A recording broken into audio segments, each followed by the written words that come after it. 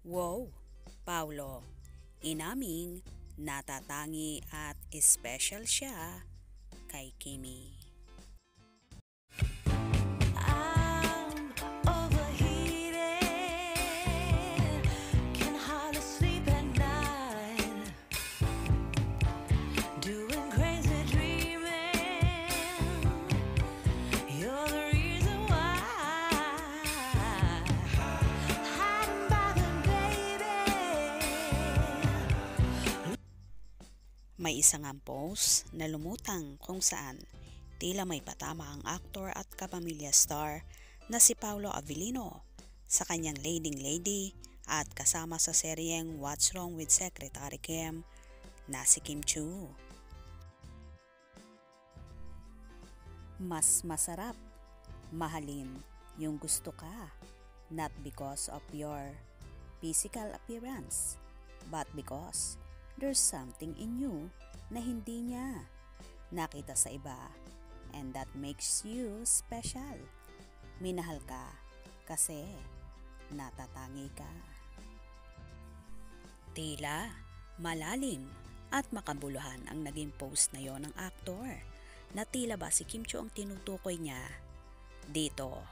Posible kaya bang nagkakamabutihan na nga sila ng dalaga at sila na ang itinadhana?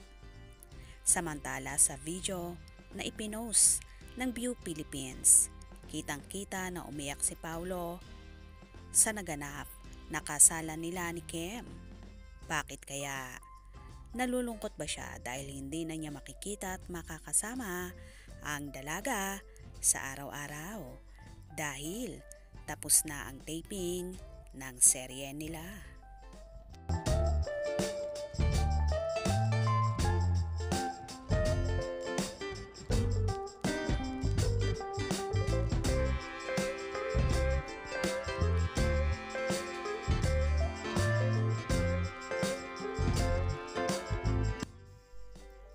Mukhang na-touch naman ang aktor sa ginawa nila ni Kimi at for sure, totohanan na ang feelings nila sa isa't isa. Malamang naiiyak si Paulo dahil sa dami ng babaeng nakapartner niya at nakatrabaho ay tanging kay Kimi niya lang nakita ang mga gusto niya at katangian ng isang babae.